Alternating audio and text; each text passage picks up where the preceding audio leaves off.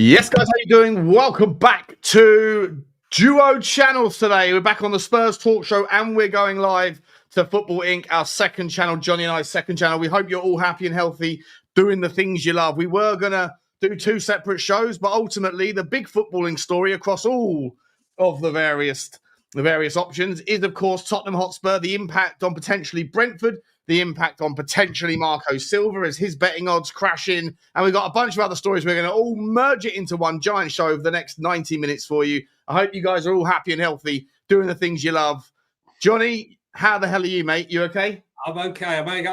I knew it was a bit like Alistair Gold. He had a couple of days off. I knew it was coming on. I said to you, the meeting's Thursday and Friday. It's going to come. But I couldn't get it. It was a long-standing arrangement. And so I had to go. I thought, but I'm going to take my computer. Nothing can stop me. I'm totally prepared. And as I said to you, I quickly went to the toilet. And just as I sat down, boom, it happened. I was like 3 minutes behind the curve. Anyway, it is what it is. But raced along the motorway to get here to do this stream.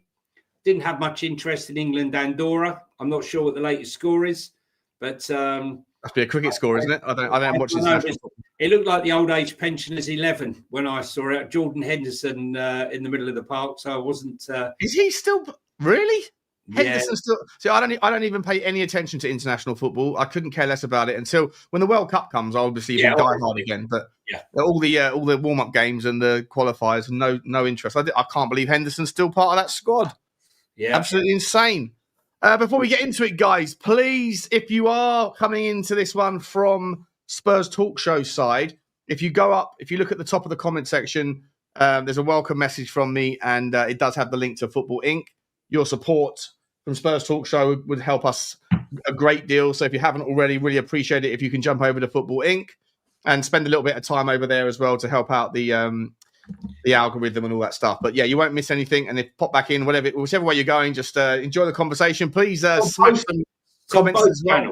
Yeah. Sorry, Sean. Go on, carry it, mate. I was going to say, just get the comments in and let us know what your thoughts are on the various topics we're going to discuss. Jonny, where do we start, mate? Let's start with the breaking news today, I guess, that Marco Silva out of Portuguese media are saying that they're actually expecting Marco Silva to be signed up. I mean, everywhere else is saying it's Thomas Frank, but what's your thoughts on Silva and the story's credit? I think it's twofold really. Sometimes the information's put out there by betting organisations to draw money in from punters. I mean, how much money has been gambled on Marco Silva in the last 12 hours, say? I bet you it's a considerable amount of money. Thomas Frank is still sitting there. It's fluctuating between 2 to 5 and 1 to 2. I think he is the man they want, number one. The problem is going to be Thomas Frank will want his people out. And we know with Daniel, that's been a problem in the past. Problem with Nuno. Wasn't a problem with Ange because he didn't care who he had. Strangest thing, he's not a hands-on coach, but he doesn't have his team. He'll just take anyone he can get his hands on. So, I think that might have put a spanner in the works because what most of us have focused on, Sean, has been the money that we'd have to pay in compensation for Thomas Frank on his own, but ripping out the entirety. He's got his set piece coach and other people there that he'd probably like to take with him. Will Levy want to take him? But the Marco Silva one, creeping up on the rails. I mean, it is Derby Day, and we saw him creeping up on the rails. But other than the Portuguese newspapers leading it and some of the other Twitter accounts sort of joining in, I haven't seen anything from Romano, who's still insisting that Thomas Frank is the man. Yeah. Well, he did say a few hours ago that Robert, he confirmed the story that was out a couple of days ago. That Deserbi. Yeah, Deserbi. That Tavaleri, I think, was the guy. Tavaleri used to be a bit of a stinkfest with his tips and his gimmies and all that sort of thing. But This summer he seems to have upped his game a little bit because he seems to be earlier than most others on some things that actually materialise. So one to keep an eye on. Follow him on Twitter. But yeah, Fabrizio has confirmed that Spurs did approach Roberto De Zerbi. I mean, is that a demonstration, mate? Like, how do I say this in the most polite way that doesn't scream leaving out from someone who is who's desperately trying to cling on to not being leaving out? But does it scream that we've gone through the decision of getting rid of Ange, right? And then at the same time, we're having conversations. Some reports said we had conversations with Inzaghi. I mean, it's not a problem to have conversations, I guess. Like, you're feeling the market out, but at the same time, like, when you look at the three names that are just there, right? De Zerbi, Silva, which we're going to come to, and obviously Thomas Frank. You couldn't have three more different styles of manager in terms of the way that they play. One of them's more pragmatic, one of them's more adaptive, one of them's aggressive and not gung-ho, but aggressive and sort of in your face, versus a Thomas Frank that's got a temperament entirely different. And then you got Marco Silva, who's more like Ange Postecoglou, I think, than either of them, but a little bit, but with a bit more kind of fluidity and defensive reinforcement. Just not, I don't think he's as good as the other two are at player development. So, like, it doesn't scream like we're looking for a specific type of manager. It looks like we're just having conversations with all and sundry. Is that a fair assessment? Oh, I think we're looking at personalities rather than football. I think, look, the days we do not, as Spurs fans, want to go back to the flip-flop football days where we have a progressive manager in Pochettino, then we go to a pragmatic coach, and then another pragmatic coach, then a progressive coach, and then you've got a squad that doesn't fit anybody. So basically, as far as I'm concerned, you keep the same style. Now, no one plays Ange ball style, right? He was unique and it didn't work in the league, right? Okay. And before you said it worked in the final, before you said it worked in the final, he never played Ange ball in the final, right? I haven't seen Ange ball for months. Anyway, my point here is we played pragmatic football. The only football we had success with under Ange was playing pragmatic. But I would say to you that someone like Thomas Frank, for example, doesn't have one system, has numerous systems. He can play 3 at the back, 4 at the back, 5 at the back. And he scored more goals than Spurs last season with a far inferior midfield and attack. I would say, as well. Yeah, listen, for me, the biggest thing is the serial meltdown. First of all, we had the meltdown of Ange being sacked. Then we had the double meltdown of the people who not only wanted Ange out and the Ange in crowd, but then when Frank was announced, they had another meltdown because, oh, yes, we want him out, but we don't want that one. And the ones who wanted him in say, how could you sack him for that? So poor old Thomas Frank was being crucified, right, before he'd even kicked a ball or done anything. He hasn't even entered the club yet. And he's this, he's that, he's the other.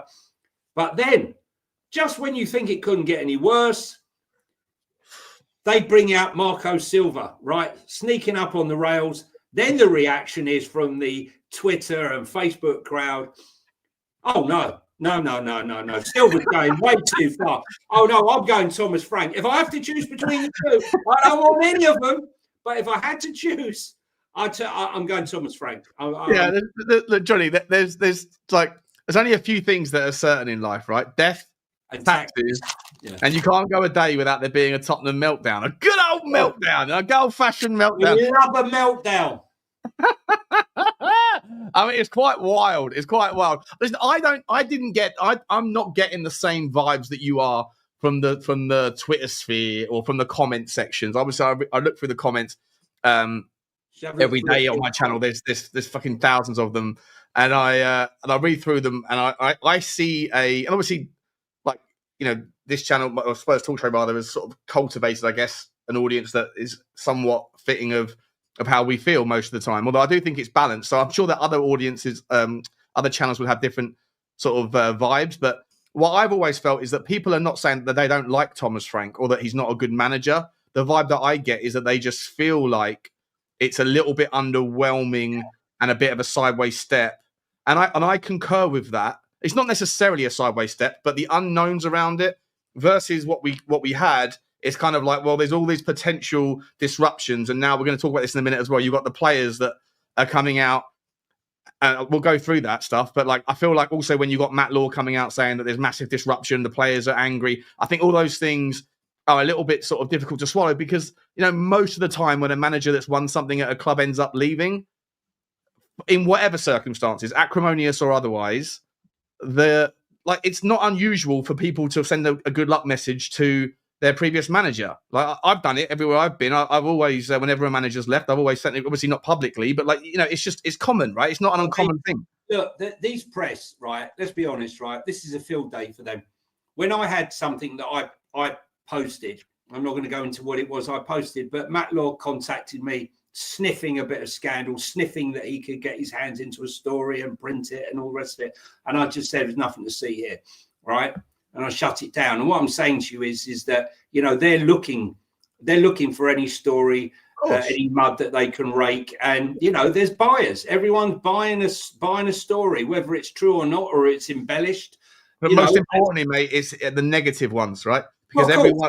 Yeah. Misery sells far more than happiness, you know. And, you know, as you quite rightly said, they've been with Ange for 2 years. Why shouldn't they say goodbye?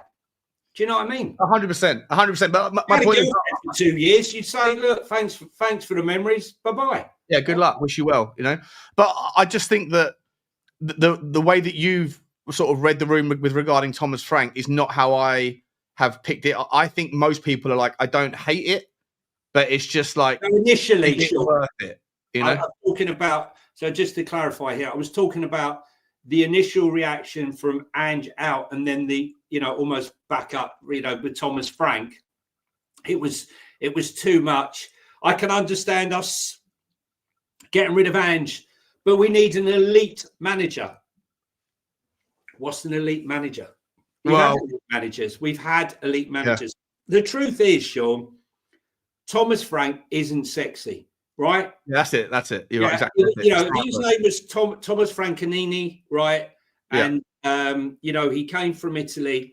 He'd be very successful, right? He'd be given a chance. What I can say to you is that in football world, in football circles, not in fan circles, not in Twitter sphere and YouTube sphere, Thomas Frank is a very highly respected coach in the community, and that's a fact. Whether you like it, I like it, or whatever, that is the fact. That is the reputation that he has as professor of tactics, hands-on coaching, and what this team and what this squad needs more than anyone else. Yeah, Frank Sexuals is it's starting. It's coaching. Well, this team, this squad needs coaching. They need improving. Player on player. Now, we can't get an Oliver Glasner, obviously, because of what the situation is at the moment. And we can see what a hands-on coach can really do. Look what Glasner did for Ismail Sarr, for Mateta, right? For Hamilton. Even Eze is a better player. Look at Manuz. Look at Tarek Mitchell. Even he's gone up a gear, right? And, you know, he's got rid of Anderson and he's brought in Lacroix from Wolfsburg. He's improved every single player, more or less, in that squad. And that's what you need from a top coach. And but that's Oliver Glasner's story. That's not Thomas Frank's story. Thomas Frank is a similar type of manager. And that's what I'm saying. He's a coach. He's a hands-on coach. What we had was a philosopher, okay, who isn't hands-on, who distances himself from the squad and allows others, strangers, which were Nick Montgomery, got sacked from Hibs, to be coaching the team. I never understood it. I never thought it would work. And I would say that this season, since Davies left for Birmingham and Scott left the medical team because of disagreement with Ange, apart from that wonderful night in Bilbao, most of it has been shocking. And, you know, got a low bar. There's certainly a low bar. There's certainly a low bar, apart from in the cups, right? And I think that Ange will go down as a cup manager. Correct. As I said to you on the last show, this season. Yeah, but generally, like he was a cup manager at Celtic. I know he won the league there as well, but he's won cups wherever he's gone. I think he's a guy that can find the right words in the moment, and we shall see whether Thomas Frank can live for those sorts of things as well. In any event, I think that what Tottenham need right now, probably more than anything, is a bit of a stabilisation. And like you say, I agree with you that we've got a squad that is very young. The average age, I think, is the second youngest or third youngest in the Premier League. Yeah. If Sonny leaves, that's going to drop it even more, right? Because Sonny, and Ben Davies as well, right? If those two leave the club, then the average age will probably drop by another year or something because those two are kind of outliers. And then it looks like, for all intents and purposes, like the transfer news that's out and about, it looks like we're still going to continue in this vein of going and identifying young players like that Victor Froholt, for example, which, by the way, I really like him. I think he looks like a very good player. Yeah. Before anyone puts him down. But I would say to you, he's a very good player. I mean, he's 19, very highly rated midfielder. But I think we all agree, most Spurs fans now, what we're looking for is 3 or 4 oven-ready players to bring the youngsters along. There's no doubt the talent's there, a youth talent, but you're going to go into the Champions League and be competitive and have a chance and play in the league. There's no way that Mickey van der Ven and Cuti Romero are going to be able to play in the Premier League and in the Champions League twice a week. Then it's not going to happen. So therefore, the drop-off currently is going to be, it's going to be huge. Unless you're going to go out and buy an Eze, an Abuemo, say an Adam Walton and an Hincapié, 4 signings that really change the landscape, then we are going to be playing a balancing act. Let's be honest, even as it stands now. Well, yeah, but I don't. Again, I agree with what you're saying here today. What I would say is that if Thomas Frank is the coach, like we hope he's going to be, and this is presuming it's going to be him, then I think that you can expect these things take a little bit of time, right? Even at Brentford, like it took him a year to get Damsgaard up to a decent player. It's only in year 2 or year 3, I think it is, injuries that he's actually started to kick into the level of the player he is now, right? But I just think that there are players in this squad that are young enough that you could see that we currently see talent in and potential, and players that are already commanding their spots, but that we have amazing high hopes for, that could be those top draw player, top player. They could be those top players. Like you could go look at a Mikey Moore, and if Thomas Frank is this this developer of youth, which he definitely is, by the way, then you might see something emerge from Mikey Moore next season that we didn't have to wait a year for if we had a proper youth player last year. If Matisse Tell is signed as a permanent deal, then you might see him convert into a better version, similar to the potential that he had at Bayern Munich 2 years ago. So maybe same with Pape Sarr, same with Bergwall. Yeah, sorry, go on. I'm just going to ask you though, if we knew, obviously we don't know at this stage. I was told that he's been told the budget that he has. If we had a limited budget or a decent budget, would you really want to, where we are now, spend the money on Matthias Tell? For me, the answer is no. It's not that I think he's a bad player. He's not going to be a very good player. But in my mind, game changer, Eze. Game changer.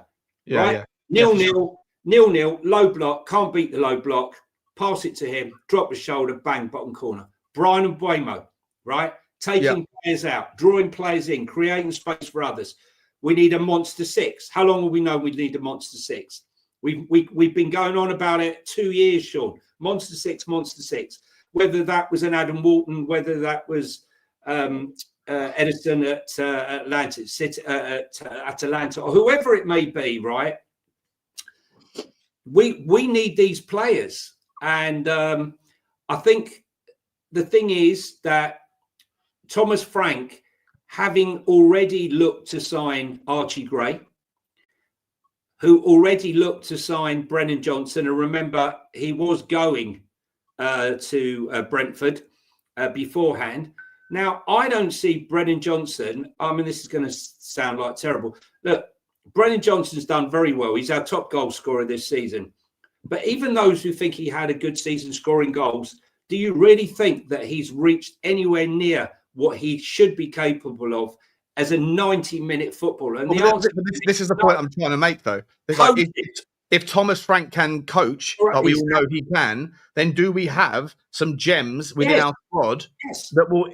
So then, like the idea of getting 4 oven-ready players, yeah, for sure. Dream world scenario, Daniel Levy or whoever else is going to be in charge. And I have, but before I come to Voxaholics, very generous super chat. Thank you, mate. Dino's put in a thing here, but so just want to reference this. We're going to come back to it in a second, but we've got to talk about the Levy story, right? We have to talk about this noise that Lee McQueen put out on Last Word on Spurs last night, saying that from what he's heard, and I obviously don't know his sources or whatever, but he says that he's entirely confident that next week, but essentially Charrington is now the guy in charge. Charrington's running the show, which, like, on the one hand, it's music to a lot of people's ears. Sorry, I'm going to pause it and come to it. So I'm going to do the super chat first. We've got to talk about the Daniel Levy thing in a second. We're pivoting. Quickly. Yeah, sorry, I'm on a random weave. Just before I come to that, just finish the point. Yeah, if we get those 3 or 4 world-class players in, superb stuff. Or not world-class, top-draw players, superb stuff. But even if you get 2 of them in, do you think that there is enough quality in the squad? Would you rather Daniel Levy or whoever drop 100 million quid on a 60 million pound player and a 40 million pound player in whatever position, like Eze and a 6, for example, and then work with what we have? Or would you rather him go after 4 players of 30 million pound each and do what we've done for years before? Listen, we got Champions League now. There's no excuses, right? Our turnover was 4% down only, with no European football. Okay, we are going in now. That was 6 non-football events. We're now going to have 30 non-football events. That's generating well over 30-40 million pounds easy, right? There's 18 this summer, isn't there? There's 18 concerts this summer alone. Right. It's madness. The uptick in the 30 events. I was told they made 1.2 million on alcohol at the Nigel Benn fight, right? Okay, yeah. So just say 40 million. You've got 40 million coming from that. You've got the massive uptick in Champions League money, much more so than when we were in it in 2019. It's unrecognisable, the amount of money that's involved. Plus, now there's an extra 2 home games that weren't there before, right? Yeah, so you probably if you do extra home game. Yes, sorry. If you get to, let's say you sneak into the playoff round, right? You don't get the top 8, but let's say you get 9th to 24. Still massive money. Yeah, you're going to make about 80 million quid, maybe 80 to 90 million quid from the tournament if you do well enough in the various games. Plus, there's probably another 15 million quid, 20 million quid there via the contracts, the commercial contracts, and the match day. We haven't included. What we haven't included is the bonuses received from the club, like AIA for winning a European trophy. The bonuses now that their brand is going to be on a much bigger, wider scope. They get bonuses for being in the Champions League. Yeah, it's all plus. And record revenue. Next season's going to be record revenue at the club. Yeah, 100%. It's going to be record-breaking revenue. So what I'm saying to you, Sean, is what we spoke about earlier. There is absolutely no excuse this summer for Daniel Levy not to be breaking either the transfer record or the wage structure record, right? At 42%, we need to be breaking it big time now. And quite honestly, I wouldn't be satisfied with two signings. I think if you start, look, and Waymo's a long shot, right? Eze's maybe more achievable because now we're in the Champions League. He's a Spurs player. 65 million pounds, right? He's worth every penny, right? If we could bring in like a Hincapié, who's like a monster left back, and we're bringing in a monster 6, I could maybe get away with that. I could handle that. But you can't do really less than 3 top players. So you're okay then with Solanke and Richarlison being up top? I don't think we're going to have a choice. But listen, let me tell you another thing. This is the other thing about Thomas Frank. Thomas Frank will play 2 up front at times, depending on the opposition. So you will see occasions where you see Solanke and Richarlison. That's if they stay fit. The other thing, when we're adding up all of the various the revenue generating items, though, you have to also balance that off with the costs will go up exponentially. Cost of putting on all those events goes up, right? So like, come on. No, I'm just, it's a relevant point. Yeah. And on top of that, if we do sell Sonny this summer, then hopefully we'll be able to get 40, 50 million for him, which would be great if we could. And I think there's just, it's a perfect time because we're not going to win another trophy or do anything of that magnitude in the next couple of years. And so, like, why is he hanging around for another project when he's not going to be? He's going to be used less and less and less. It's a perfect time to say goodbye. But if you do that, then the other impact, which I've never actually figured out how much money he brings in to the club. Because I know that for every shirt that you sell for £100, about 80 quid of it goes to Nike, right? So like the club don't get anywhere near. It was a terrible deal during the COVID. Yeah, we signed a 20-year deal? Like we signed a deal. Nike knew we were in trouble. Yeah. Took advantage, And they took massive advantage, and we're stuck with them from here to eternity. But look, the thing is here that I think, if we sell Sonny, I think it's the right thing. He's been a fantastic servant, fantastic player. But if we sell him, we have to show Cuti Romero. I know a lot of people don't care if he goes. I do personally. But we need to show Cuti Romero this club has ambition. It's all very well having a new board, right, for Charrington to come in and Vinay to come in and for us to attract inward investment. But we aren't interested in inward investment just to build a hotel and just to build extra training facilities. What we want to do is see those things, fantastic, but we want to see investment into the squad. And if inward investment means that we will be able to then compete with buying 50 million, 60 million pound players from here on in and being that competitive with the revenue streams that we can produce, then the club is on an upward trajectory. But if we take this window, like you said, there's no excuse now in this window. The reality is, though. Yeah, but you said it. Remember? No. I'm just saying that the reality, the unknown that I did 100% say, and I'll stand by it. Like there's no excuse in not doing it. But the reality is that I think we're now working in a different environment. If there's truth to the idea, and again, we're going to come on to Daniel Levy in a minute. But if there's truth to the fact that he's stepping down or getting forced out because Charrington's got some sort of, I mean, I always was under the impression that non-exec directors don't have the voting rights, but I've seen other information that says that he's being transferred to an exec director and therefore he gets the vote. And either way, right, we'll have to talk about that stuff in a second. But let me get to Voxaholics super chat. Thank you very much, Voxaholic, mate. Very, very cool of you. Love the name as well. Been watching you guys for well over a year now. I really love your content. Appreciate that, buddy. Do you guys think we will be in the same boat next year?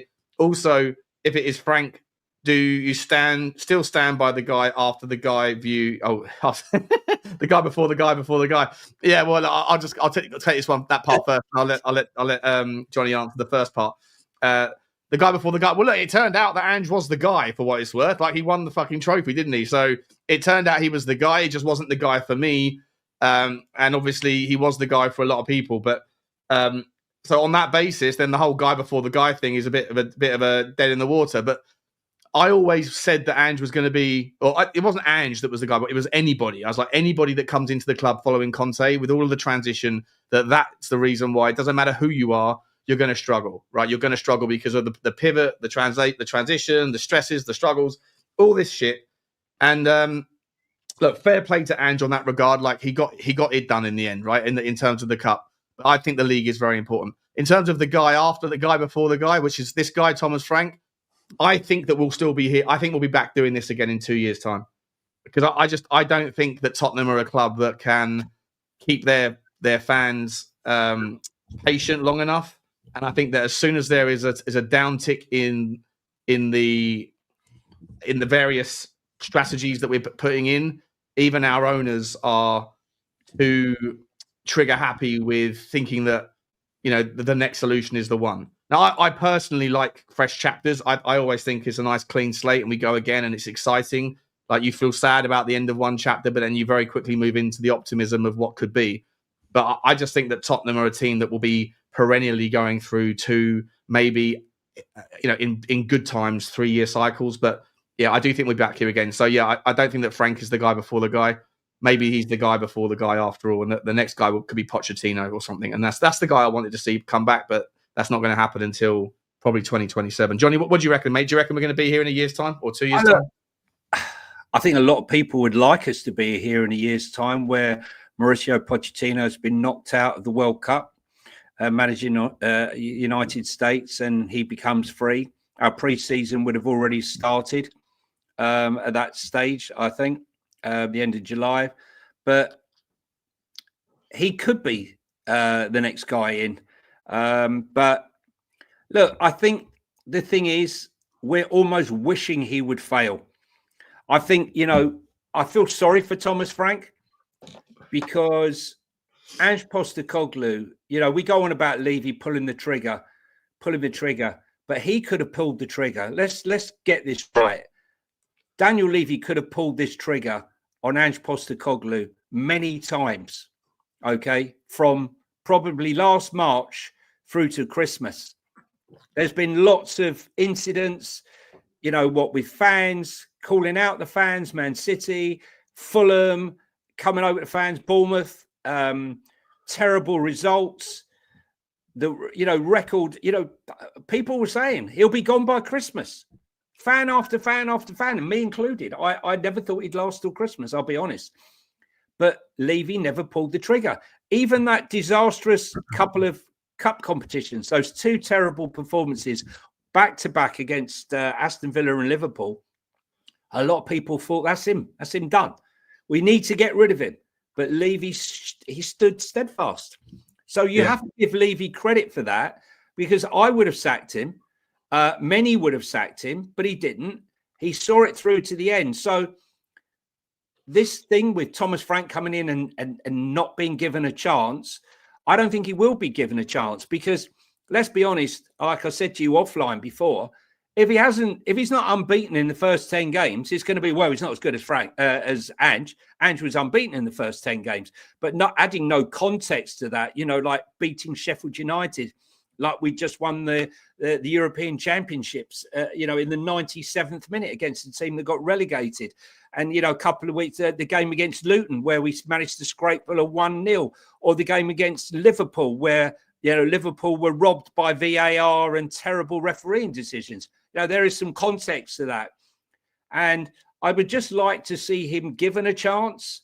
But I fear that whereas Ange, listen, I think it's worked out brilliantly for Ange, because whatever club he goes to now, 100%. Right, even if he has a terrible, terrible start, all he needs to is utter those immortal lines, I always win in my second year, right? And who's going to argue? Who's going to argue? He's going to have to be given a 2 or 3 year contract wherever he goes, right? And that's the line he's going to use until it doesn't work anymore. So good on him. Unfortunately, Ange, Silva, Frank, Silva, I don't think they're going to get any time whatsoever before the fan base is on them, because we've come off of this trophy trip. But what I'd like to know, Sean, is when Ange says it's impossible to make a run and have a good performance in the league and in the Europa League games, where we're playing Elfsborg, Karabag, AZ Alkmaar, Bodo, right? How the hell are you going to judge someone who's going in with more or less the same squad to play the Champions League again, where you cannot rest anybody? He's not going to get that leeway, is he, the new coach? No, he's not going to get the leeway. Look, if the next manager has as many injuries as Ange Postecoglou did, and I know every club gets injuries, but I think that there is context, right? Like if you have, you'd much rather 5 players out across your squad than 3 from the same area of your squad, right? You know what I mean? And so, and depending on the kind of frequency of them, who they happen to, when they happen in the season, what games they miss, how long they're out for. And if there's other people out that play in the same position, you end up down to like what we were doing, like third choice goalkeeper and like playing a midfielder, 18-year-old midfielder. Like there is context there that I think can't be kind of dismissed.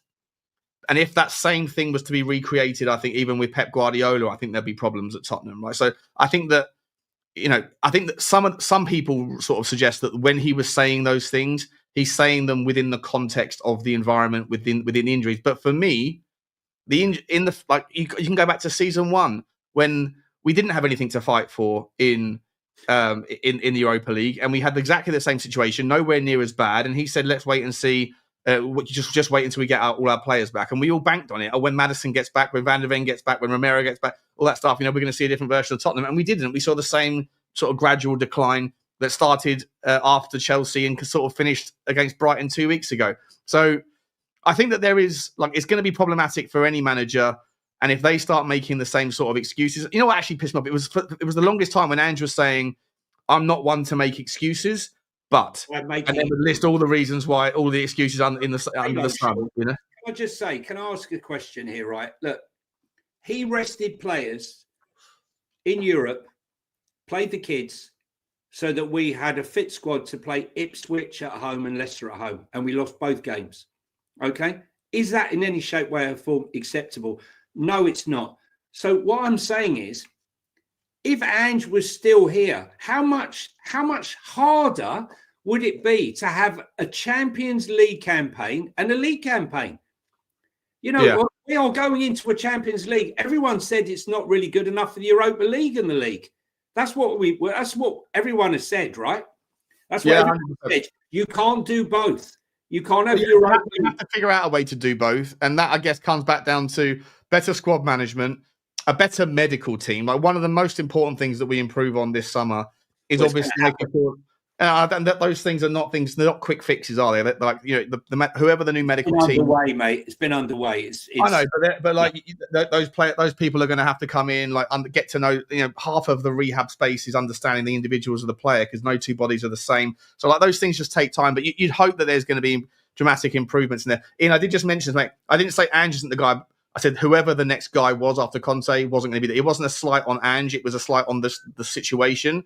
But to answer your question, I don't know. I don't think Frank is going to be the guy. No, I don't personally have the same faith that Jonny does in him. But I don't. I look around the rest. I don't want Marco Silva. But the people that I would want aren't going to come. So to quantify this, right? I just saying to you, he's a very good coach, right? Yeah, I hear that. Postecoglou is not a coach. He's not on the training pitch improving individual players. He uses the others for that. And there was one question there that said last word of Spurs. Yeah, so this is, I've been this up, right? So I was just to say that one of the criteria for being a club to use our stadium, Tottenham Stadium, for the European Championships, is that you have to provide a hotel on site. Are you certain on that? Because I saw someone saying right at the beginning. Someone heard you say that on a previous show. I wasn't aware of it. And then someone said he scoured the internet looking for any information regarding that, and he can't find it anywhere. But that doesn't mean it's not true. It's just I don't know. So that's what I was told prior to the when it was being touted and when we were looking for the 2028. Either way, though, I cannot believe for a second, because there was that WhatsApp message that was sent around that I got fooled by Sim from We Are Tottenham TV, who told me it was Donna Cullen's son, and he was serious, or I thought he was serious, and I didn't know. So I was like, "Oh, okay." And then I went and mentioned it. Then afterwards, he said he was joking. But that all of the things that Lee said last night were in that WhatsApp message, and that WhatsApp message was sort of resoundingly debunked.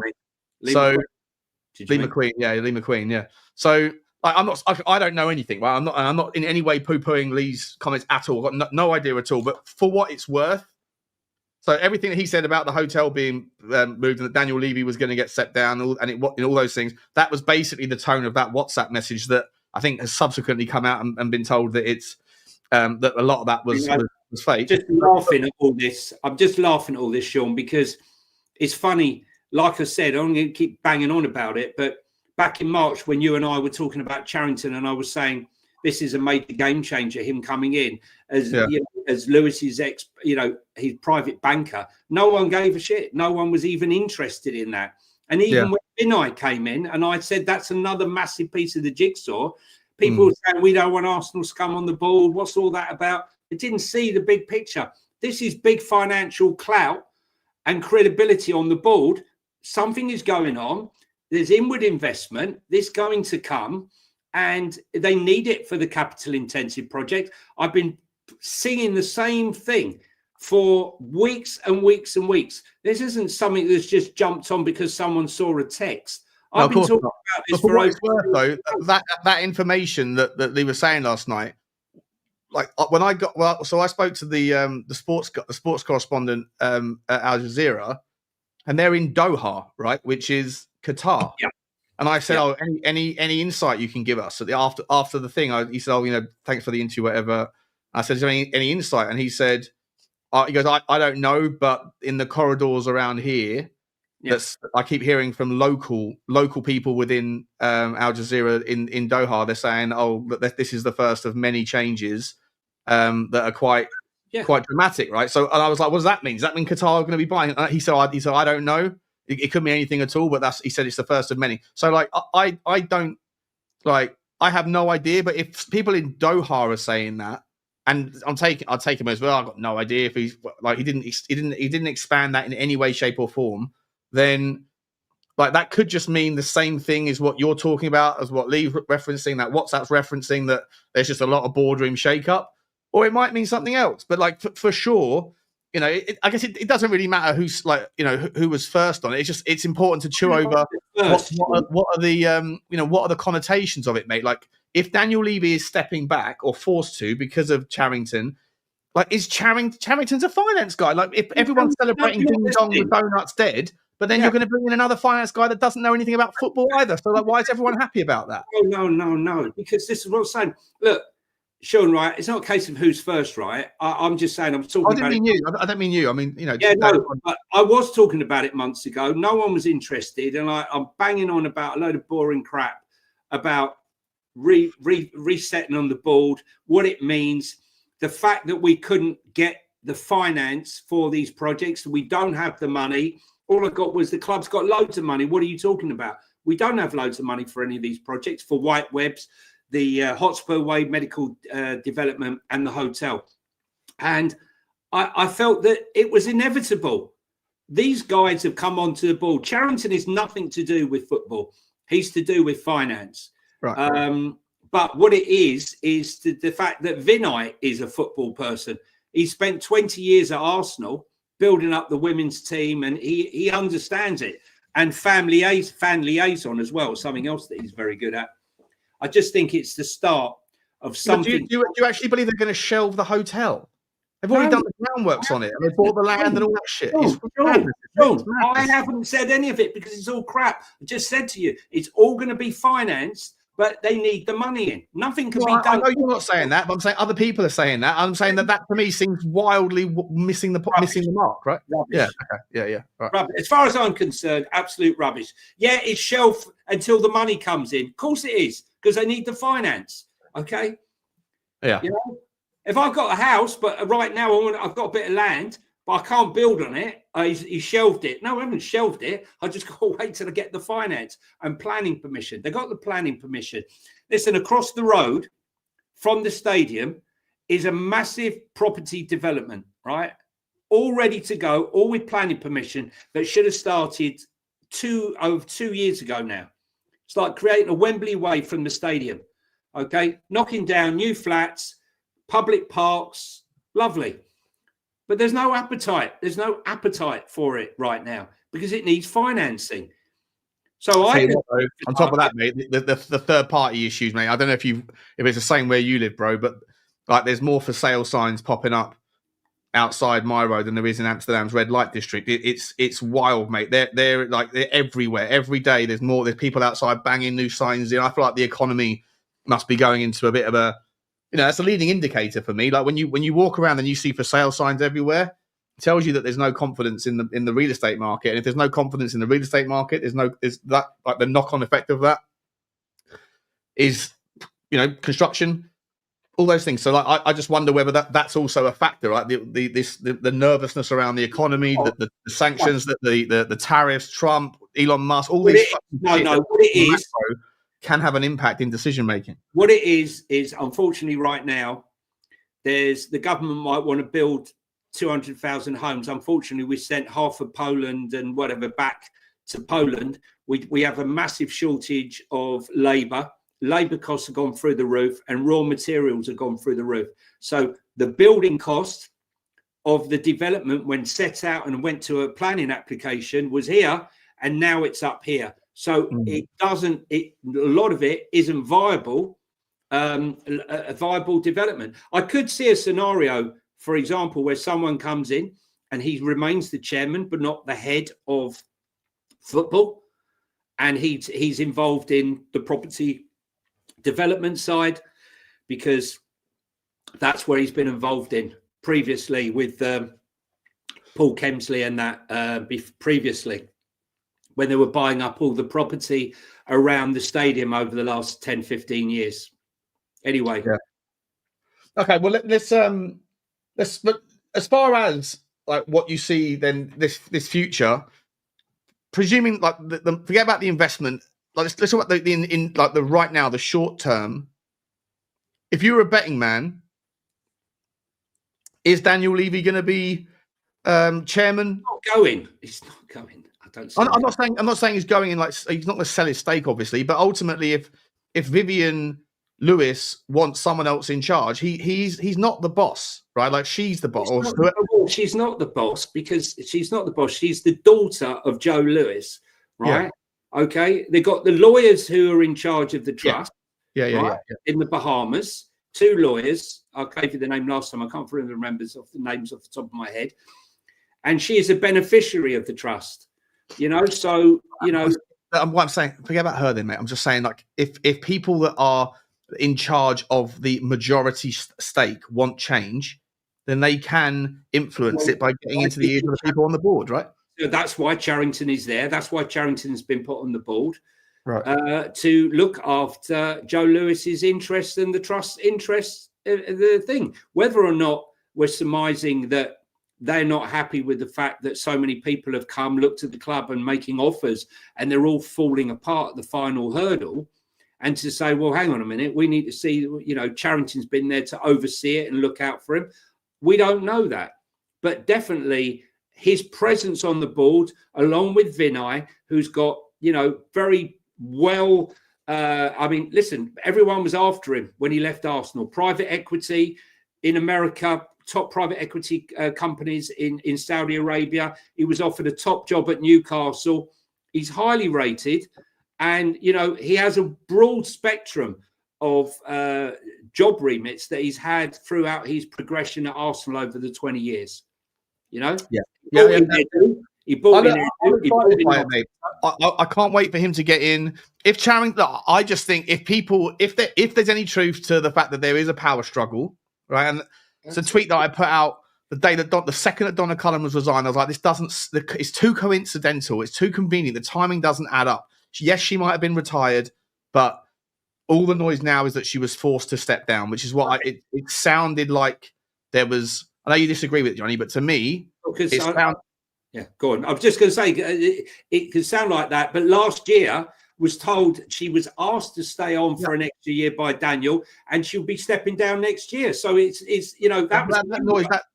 Last year the noise was she's planning to retire, and then it didn't come out why she stayed on for a year, and it's been filled in the blanks retrospectively. But I'm just saying the timing of it on the day that Vinny was supposed to start, then that was kicked back by a week. I think it's my take. I think that there is something going on. I think that the delay in getting the decision around Ange Postecoglou is completely inexcusable. If it was just, we've got 2 weeks, we're going to chew it over. And the fact that they've done that now, and then also are now chewing over who they want as a manager. Like, I know Tottenham have got a history of like not really having the next phase, the next plan figured out until the next one or the previous one finishes. Yeah.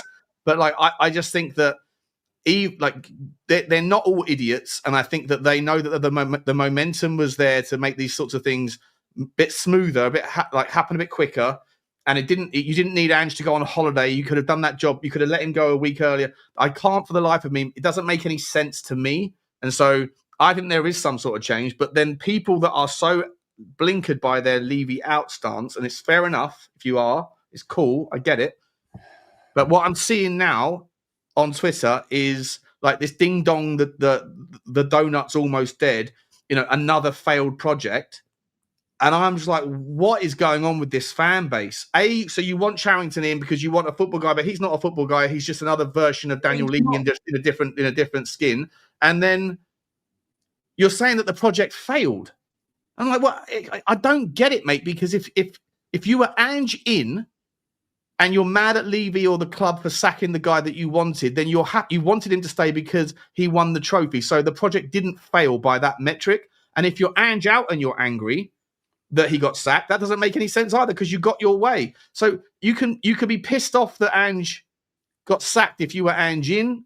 But for me, I called it 2 weeks ago. I said it's exactly what's going to fucking happen. Half the people that are Ange in are Australian fans that are temporary Tottenham fans. Again, no disrespect to genuine Australians that are Tottenham fans, but a lot of the fans come from Celtic Australia. Right.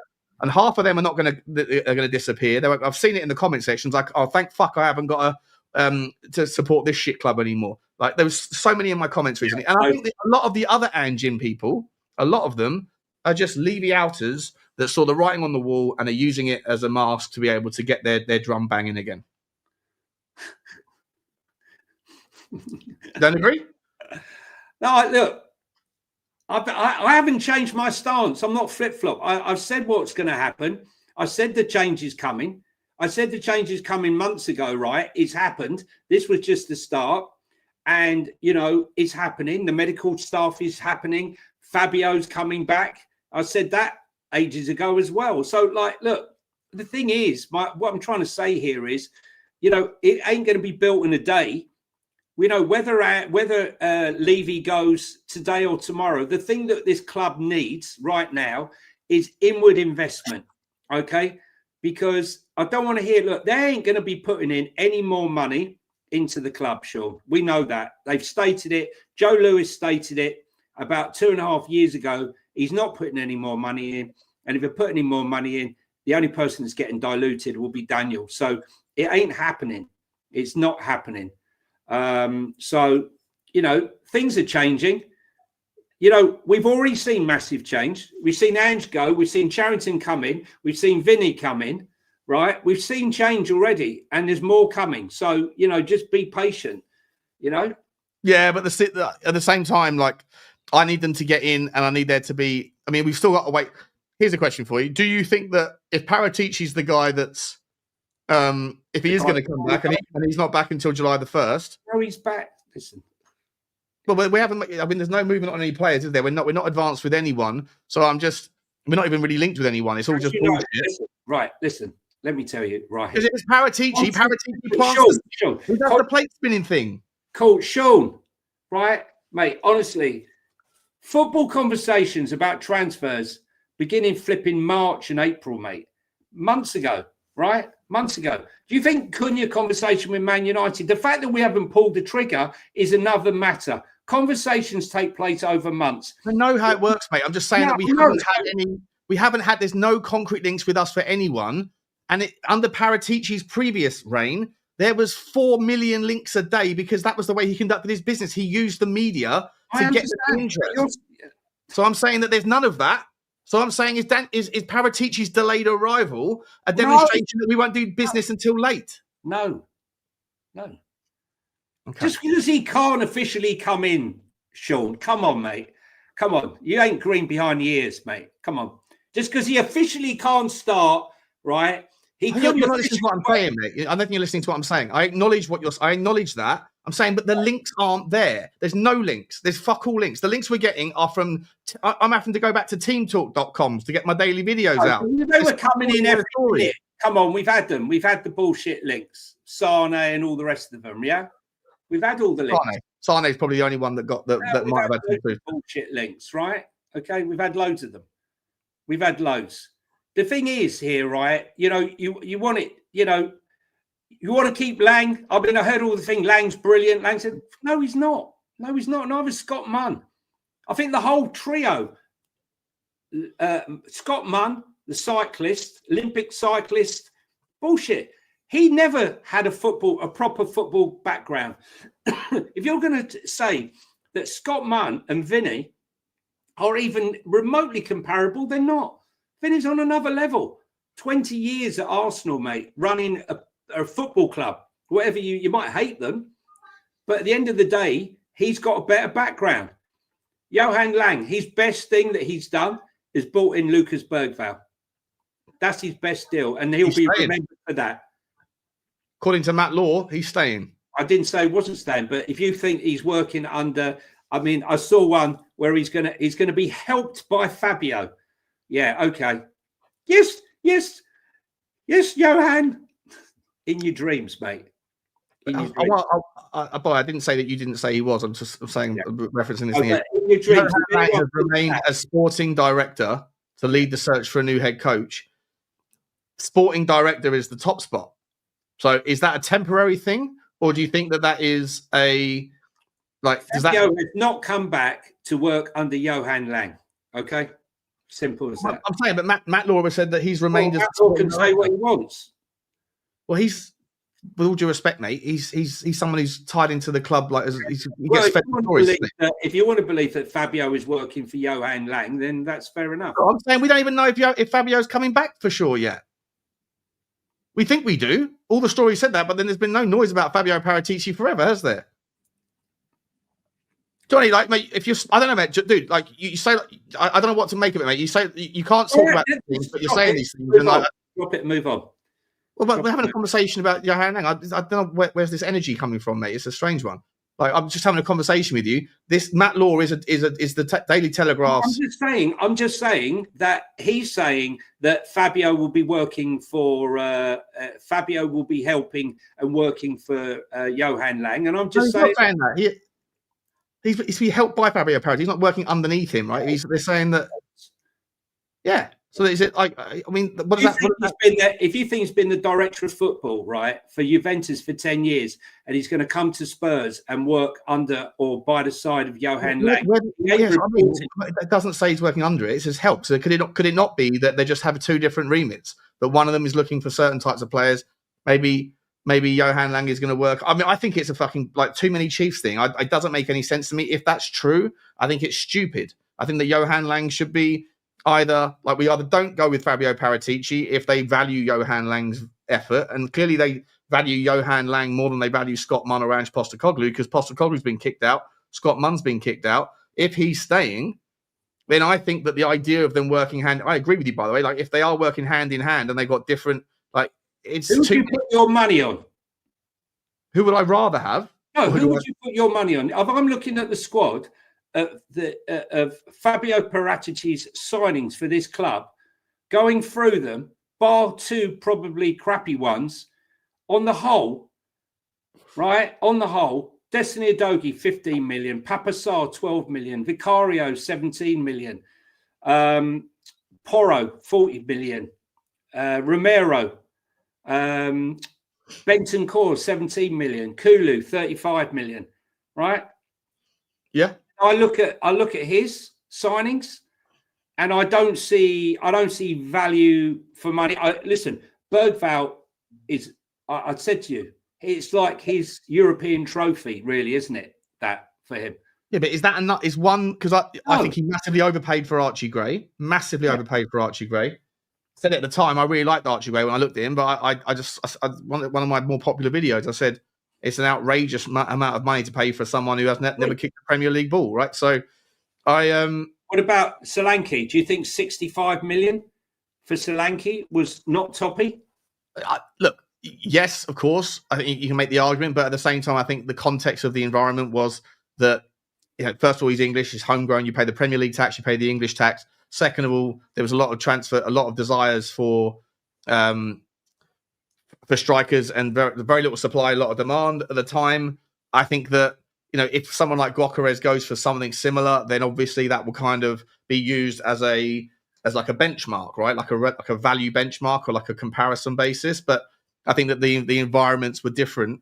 I like Solanke. I know not everyone does. I think a lot of Solanke's output is recognised in Brennan Johnson's numbers, for example. But you have to kind of think outside the box to come to that conclusion. If people just look at the stats, then they'll say 9 Premier League goals, not good enough, and that's fine if that's where I choose to not think of it that way. Okay, so I'll ask you: do you think you needed data to find Dom Solanke?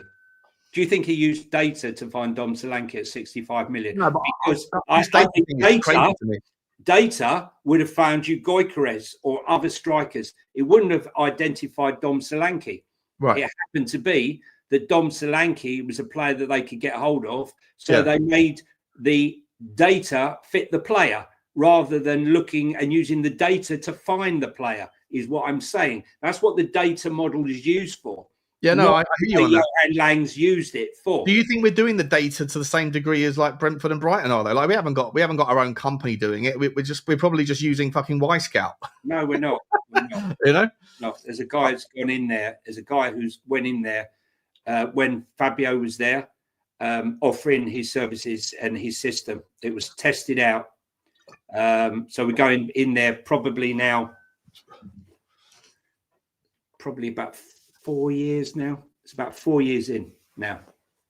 4 years in. Look, if this Victor Froholt again though, right? Like it's like Victor Froholt is the Danish player of the year.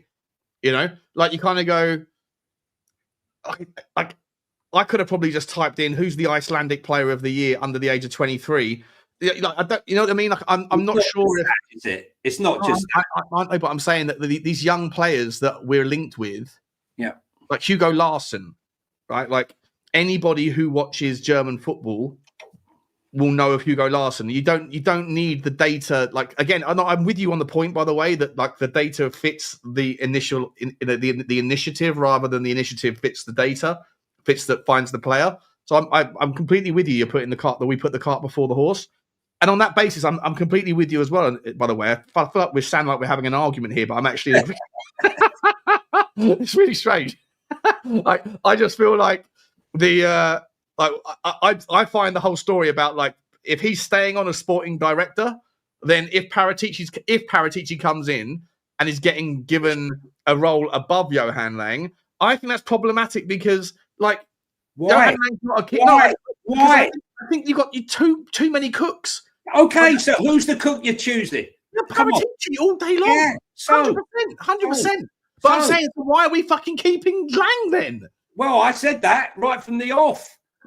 Johnny, why are we having an argument when we both agree? He is not coming in. I can just tell you, he has not come in to work under Johan Lang or be answerable to Johan Lang. That's it. In a nutshell. And that's what I mean. I wasn't saying that. His ego will not allow it to happen, mate. It won't. You think he'll quit? He just won't do. He doesn't need to. No, I mean, so you think Johan Lang will? Because if they both start the season together, I think either pecking order. I don't think Johan Lang will want to work for the previous. Who got demoted at Villa? At Villa.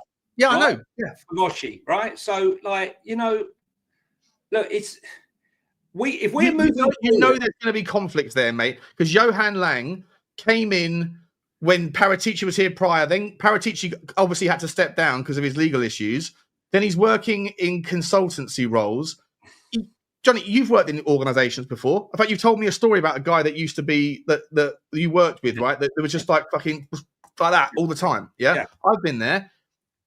People want their if they're given some title of director, they want the reins. They want to have the say. And if somebody else sees football through a different lens, and I fucking guarantee you that Paratici and Johan Lang do not view football through the same lens, completely different characters. It can't work. It cannot work. I don't care whether it's Lang above Paratici or Paratici above Lang. There will be fucking fights galore. Listen, look, Paratici came in and completely changed the academy. The guy's on another level, right? It's like, honestly, it's like comparing Champions League, in my opinion, to the conference. That's my opinion. Listen, some will say, I'm wrong, but I just don't believe it. I mean, I can't say everything I know. He is a quality director of football. I think everyone pretty much agrees. He can see a player and know a player very, very quickly, right?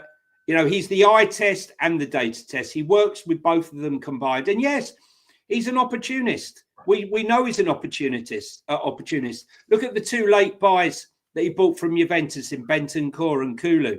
That everyone went, oh, who are these two? Like, oh, typical Spurs. They changed our season. And they're still there, and they're still a fundamental part of this squad. And when you look at the mainstay of the team, still the vast majority of it is Fabio's. But the thing is now with I can't see. I could see someone like Fabio and Silva clashing more so than I could see Fabio and. Can you imagine De Zerbi? Oh my God. Yeah, I know. You put your gun down, guys. Listen, there's 1,200 people here. It's insane over the two channels.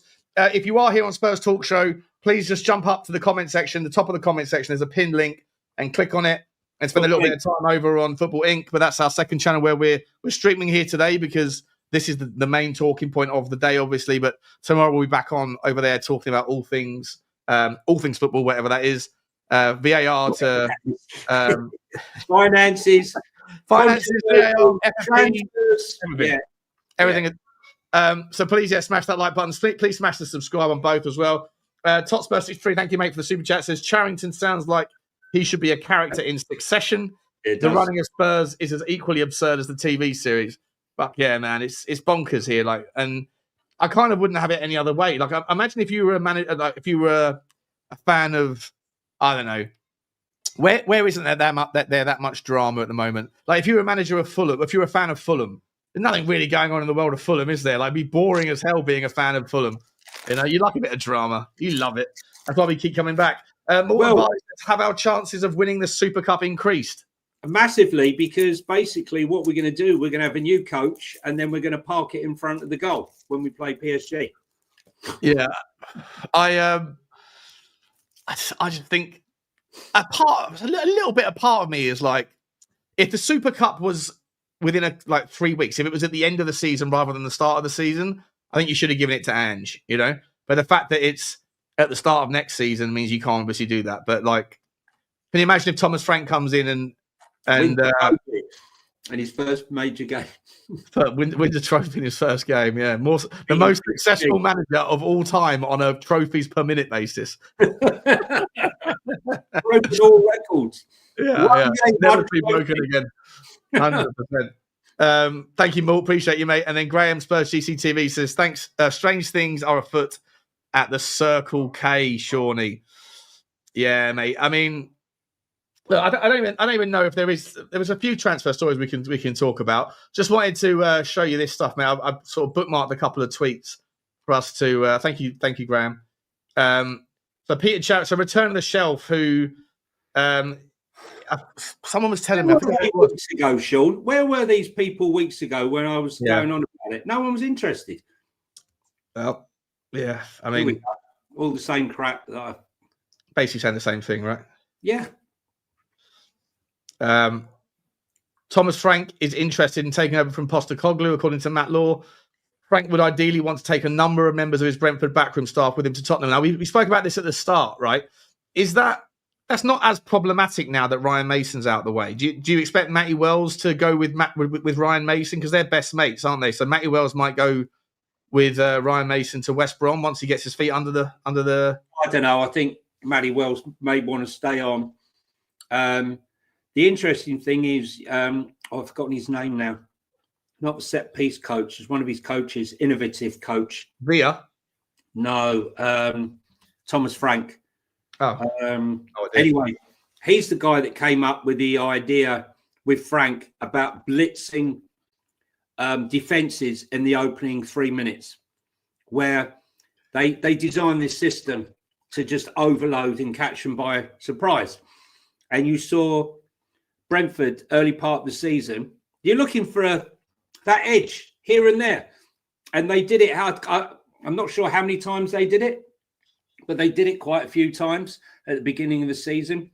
I mean, they even scored goals in the 3rd minute. They weren't all in the first, but it's looking for that edge, coming up with something out the box that Thomas Frank and his staff have been good at, surviving. So he will have to leave survival mode, which is what he worked with at Brentford. Although I say survival mode, he always went to win games in his head to win a game. He never went there to set up a game and say, right, we're going to get beaten today, so we'll just try to do this. No, go with the mindset to win. But I think he's going to have to get used to having a squad that is far more competitive, and how he handles that, it's going to be interesting. But tactically, you're not going to turn up at White Hart Lane and see the same setup every single game. Some games you're going to see 3, some games you're going to see 4, some games you're going to see 5, depending on who the opposition is. So I'm just looking at the betting markets. It has tightened on Thomas Frank in the last hour. It's now 4-1 odds on, so you only get 25p for every pound that you bet. So it looks like that's done. But for what it's worth, Marco Silva has come into 5-2 in a few places. Wow! He's generally staying at around 3-1. So I mean, money, Sean. How much money? See, I don't know. The bookies are great, aren't they? What you do is you shorten the odds of one, create interest. Everyone starts piling in, trying to earn a few bob, and then lay it off. Yeah. I mean, just for what it's worth, I put out the poll here on at the start of the show. Frank Silva or someone else. It's almost identical to what I saw on Twitter, and there's 1,100 votes, give or take, here, and there was like 6,000 votes on someone's Twitter page. 57% want Thomas Frank, 5% want Marco Silva, 38% don't want either. Only 5% for Silva. That's interesting. Yeah, it is interesting. What do you make of him as a? I mean, he's slightly more. I think he's not that dissimilar to Ange Postecoglou. He just doesn't invert the fullbacks. It's not personable. He plays it far much more. He's a wide guy, isn't he? He plays down the width. But Thomas Frank is what we need, but he's not sexy. And I understand the reaction from the fan base, but you just need to understand he's a top coach, and the only way to prove yourself is by stepping up. He hasn't had the ability to prove himself. I think for me, the doubt will be, if we're brutally honest, he's not competed in Europe, and that's going to be the big question. But I think he's tactically astute enough to be able to change his setup to cope with Europe and the different types of systems that they'll face. Whereas we know with Ange, he will play, well, he did until we had the injuries, and by default went to a pragmatic setup from Frankfurt onwards.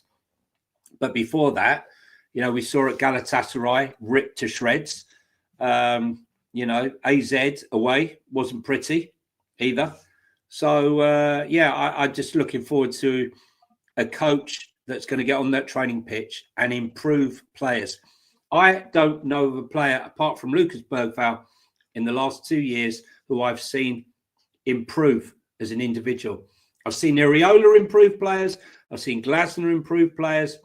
I haven't seen it from Ange, and I believe that he is the guy that can do it, Frank. But Glasner will be my number. Who do you think would be the biggest transformation from what we have now to the improved version of them? What do you mean, the biggest transformation? Like, if you think if Thomas Frank can improve everybody by some percentage, then what player do you think is essentially the biggest sleeping giant that currently isn't anywhere near his level that could be with the right coaching? I think Bergvall's still got a long way to go. Oh yeah, I mean, sure. He's only just started the journey. He's going to love him, Scandinavian. I think Archie Gray will progress. I think Brennan Johnson. If I could get inside Brennan Johnson's head, I'd be telling him, mate, you got to be brave. You got to take players on. Don't matter if you get brought down. You get brought down, you win a free kick. You drive at defenders. Take players out the game. Right now, he's not brave enough. Great at the back post, can't knock it. Goals, can't knock it. But there's definitely massive improvement in his game. Same with Archie Gray, Bergvall, Mikey Moore. There's improvement. Mickey van der Ven could improve in the air. That's not his strong point. I think there's improvement in individual players, and we don't know who we're going to sign yet. Yeah, I was going to see if I can find any of those stories I had out this morning that I actually didn't bother going through. Do you think that there's any chance to curtail the Embuemo deal? Not curtail, to sort of hijack.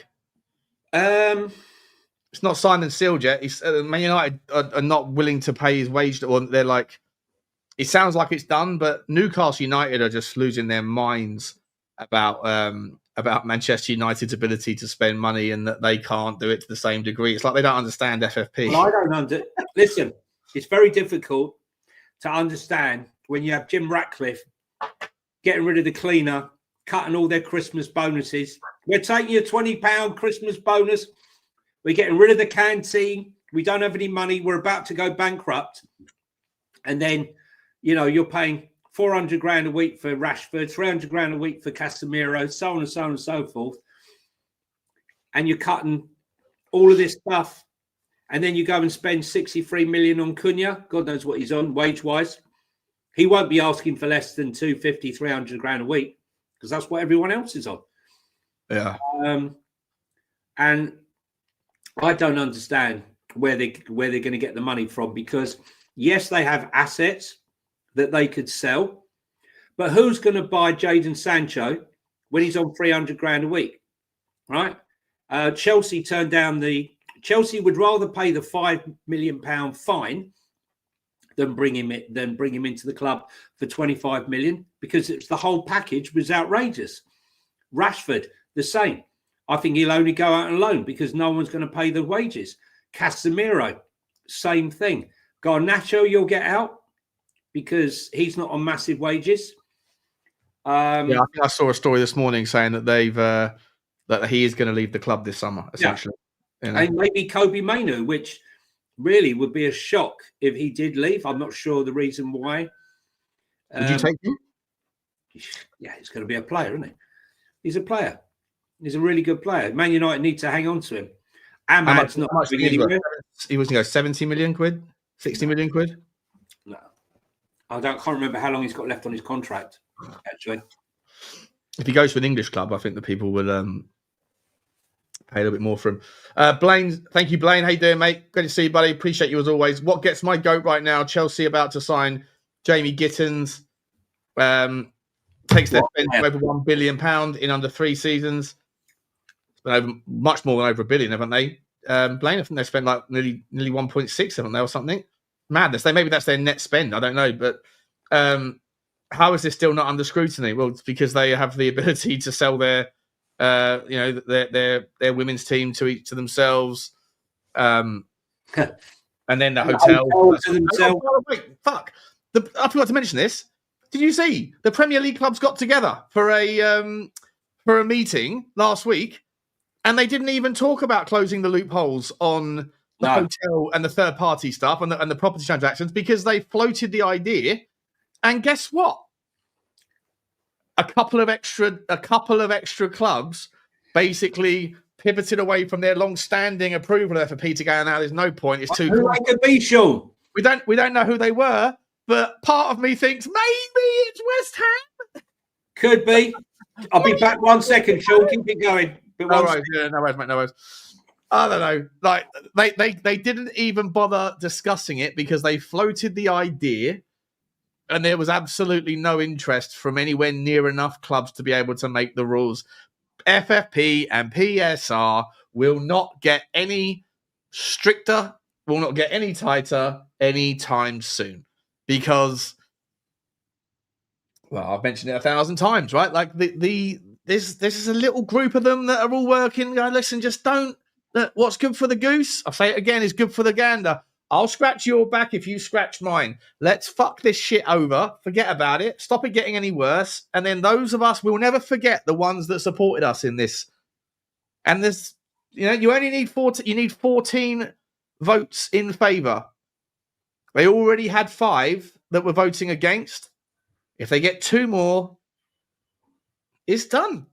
No more tightening. And it looks like that is what happened last week at the PFA meeting, or the PL owners meeting, because they didn't even talk about it. Like, what are we doing here? It's fucking mental. It's absolutely mental. Sorry Thank you about for that, guys. man. Sorry about that, guys. I had to do an Eric Dyer there and run to the stand, ran to the toilets halfway through the game. I hope you're okay. I hope you wiped. Yeah. Shook my hands, washed my hands. Sean for analysis, Johnny for contacts. It works, says Reese. Appreciate you, mate. Thanks, buddy. Very nice. Johnny does know a thing or two about a thing or two. Booming cards, eBay. Thank you for this. I've never seen you before. It's a really. You got a picture of a man with a rabbit. Is that you? A picture of a man in a rabbit outfit. It's his work outfit. Nice. Look, I'm not hating. I think it's great. I might get myself one. Whoever comes, hopefully he'll do a great job. Hopefully, mate. Hopefully. But you know what? One thing we can absolutely be sure of, Booming Cards, is doesn't matter how good someone does in this job. Doesn't matter how logical decisions can be on paper. If there's a chance for a meltdown, Tottenham fans are going to go for the meltdown. Yeah, Option A, let's just keep our wits about us for a second and see how it plays out. Option B, good old-fashioned meltdown. We always choose B, don't we, Johnny, in the fan base? Yeah, 100%. Can I just add that to couple with the Spurs, being absolutely shambolic in the league, the women's team were absolutely shambolic and were only saved by one of the worst teams to ever be in the women's league, Crystal Palace. And so Robert Wilhelm, who thought came in and I'm mimicking Ange Ball. It was Soddle. And I'd be amazed if he's still in the job because they expect big things from the women's football team, and finishing adrift, only saved by one team who was shocking, isn't going to save. I can't see he was going to save him either. So I expect him to be gone this week as well. It is the week of sackings at our club. Return of the Shelf is on the Fab. What's the Fab? Oh, the fan advisory board. Oh, is that from the tweet thing? Is that from the tweet I put up? Is that the guy? Is it Return of the Shelf? Oh, yeah. Pete, what did he say? Oh, he said the same thing that Johnny said. Joe Lewis's Tavistock Estate. Yeah. Interesting. Listen, I mean, I wish now I'd done tweets and stuff. I just done it on here. You want to go back and reference, you can troll back through our streams from months ago and you'll find me talking about it, boring everyone to death. It's good, mate. It's good. Always keep bringing it, mate. Keep bringing it. Just wish you had wish you could get out of your NDA or whatever so that you could just tell us. Listen, look, I just think that wasn't inside knowledge. I mean, I mean, not everybody knew that it was Lewis's private banker at Charrington, but if you did your due diligence, you would find that he's a former head of Citibank, and that should have been enough to say to you, well, hang on, this is a heavyweight. You don't become the head. You're not the head of a bank that won awards, Banker of the Year, blah, blah, blah, Bank of the Year with him at the helm, and come to a club like Tottenham just to sit there doing very little. I just wonder, who is it? Even in a world where he gets his feet under the table, even in this weird world where Daniel Levy is somehow shoehorned out or shoehorned into a different role or whatever, and then you've got Vinny and you've got Paratici, at the end of the day, when it comes to buying the players, when it comes to doing the negotiations, when it comes to, dare I use this old story that I've hated hearing for the last 3 years, but Jack Grealish, we didn't pay the extra £5 million, Monday morning quarterbacking, all that stuff. Who is Charrington going to be the guy that knows the value of the player? And because if it's Daniel Levy that's saying, I'm not paying £5 million for Jack Grealish because he had the say on it, in this world, this hypothesized world that everyone's putting out, that Charrington's going to come in and do, he doesn't know his arse from his elbow in football either. So is he just going to be more open-minded to the recommendations of Paratici? No, it's not about that. It's not about that. Vinny will be the one overseeing football, right? Charrington, do you know how many financial things going on at the club? You know that, Sean. It's massive. It's a massive organisation. I know, yeah. Matt Collicott's the finance guy as well, isn't he? Yeah, well, who would you say, Matt Collicott or the former head of Citibank, right? What I'm trying to say to you here is that he carries, if you're looking for inward investment and you're looking for credibility, having these two heavyweights on the board gives you massive credibility. And if you're trying to attract money for capital projects that you can't fund because you don't have the money. The only way to do it is give credibility to the board so that when someone comes in, Charrington is there to say, you know what, we can go ahead with this, or Daniel, this is no good, or speak to Joe Lewis or to the trust members and say, look, I think we should accept this deal. I think it's a reasonable deal, or Daniel's within his rights to refuse this deal. We don't know, but they need money. They need capital. They're not short of earnings, but it's capital, isn't it?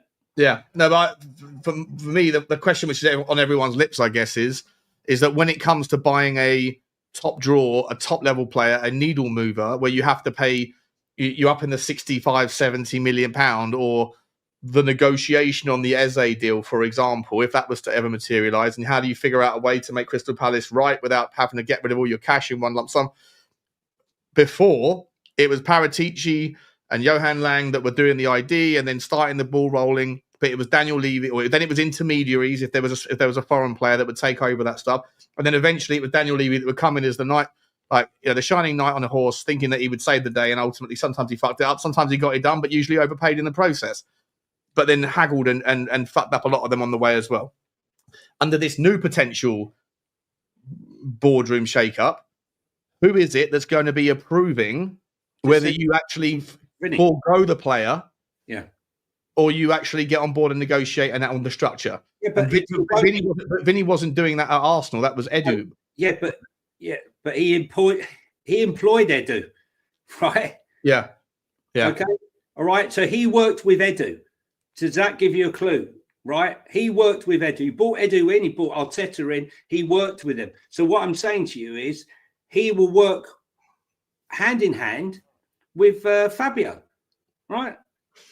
Fabio's 10 years at the top with Juventus has got far more credibility than Johan Lang getting demoted at Aston Villa over a short period of time. He's got a long-standing record, and I think that's the crucial thing. I think, Vinny will be the one there. Listen, Daniel is still there, but I just think that he has the credibility there. I think Charrington's there to oversee financial affairs, and why not? It's a massive.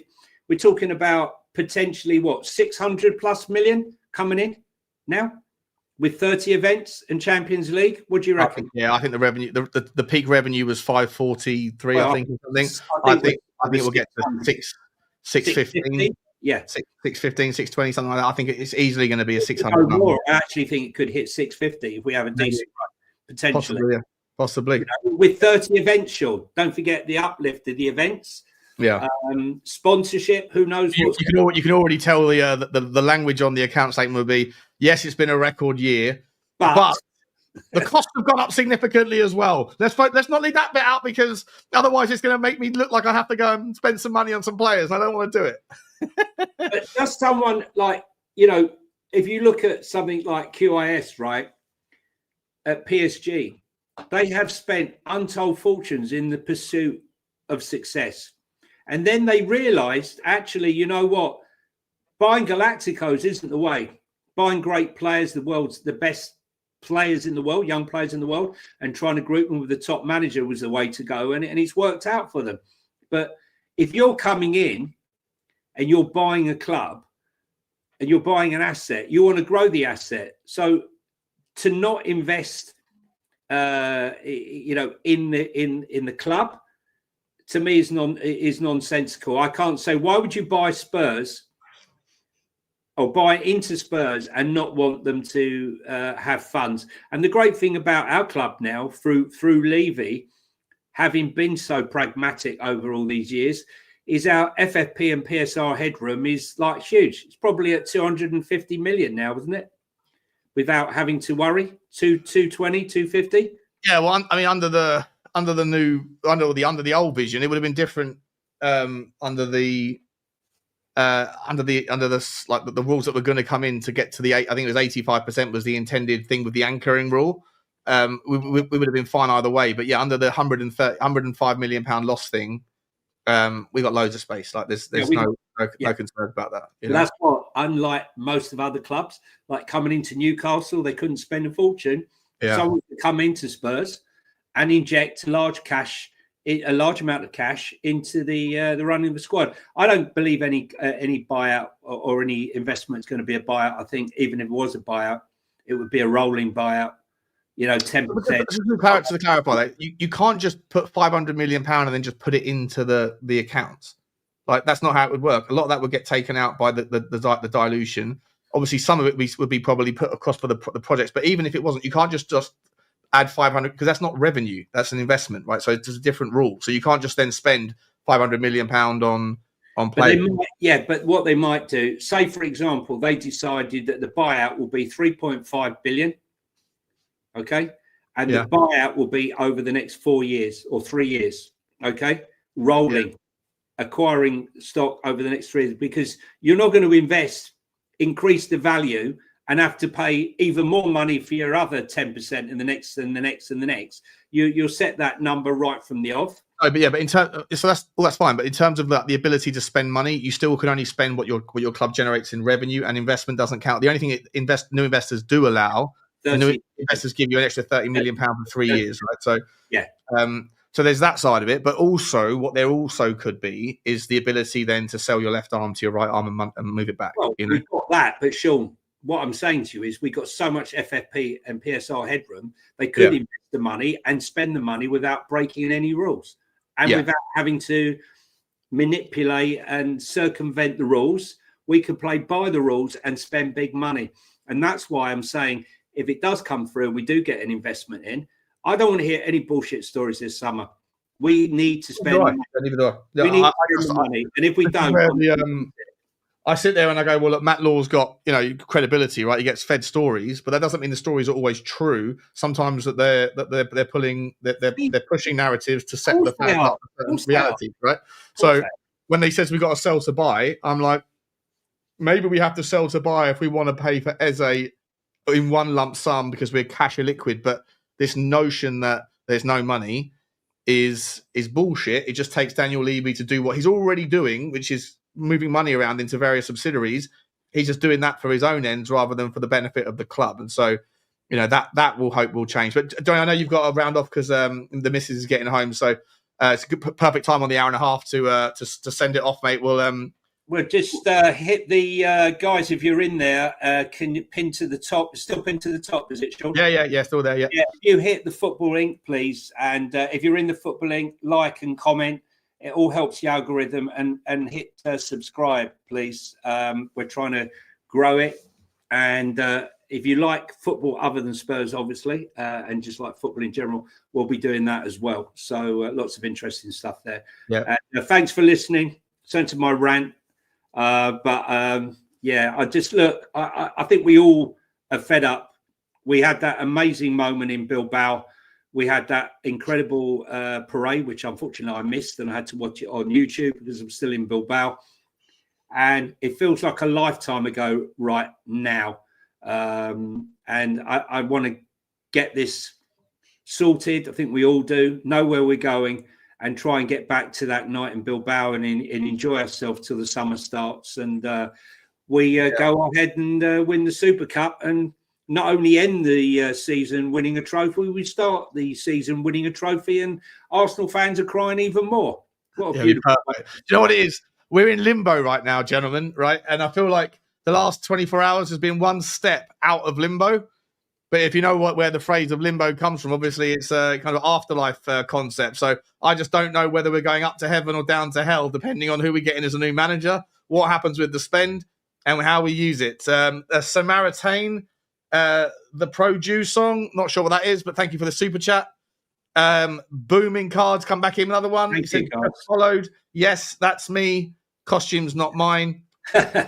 Suits you. I like it, mate. I like it very much. Moose is here. Hi, Moosey. How you doing, buddy? He says, hello, you legends. How are we feeling a day on? I need this manager announced ASAP. We all do, Moose. We all do. We're desperate for it.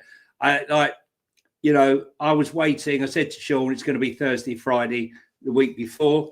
And of course, nothing happened on Thursday. You said it was going to, I said Thursday or Friday. And then it was, as I said, it was like 4:30. And I'm thinking, wonder what's happening. And then, of course, 5:00, it came out. But we need closure on the manager. We need to know. how many more days left of the first transfer window? Is it 7? Hang on. Oh, it's like 3 days, isn't it? Is it 3? Yeah. I'm trying to work out how many days. It's 3 days, yeah. I think it's Tuesday night, I think. Could be wrong about that, but I saw on Sky Sports there was a giant clock. Yeah, so 3 days and 3 hours. Us signing someone in the first window is going to be slim. Look, the first window, in all essence, was designed for Chelsea and Manchester City for the World Club Cup, you know, in essence. But to think that Why don't they just leave it open? Why don't they just open it and leave it open? Why does it need to close again? It's so weird, isn't it? Such a fucking stupid. Well, I suppose a lot of the contracts don't finish until the end of June, and they start on July the 1st, which is why normally the transfer window opens on July the 1st. So there's going to be lots of excitement. We're going to be linked with every Tom, Dick and Harry. Let's just hope for one season, for once in our lives as Spurs fans, we're not linked to the Ezes and the Mbuemos and we end up with some guy we got to Google.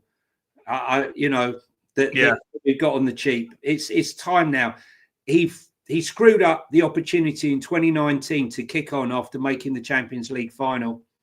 We're in the Champions League.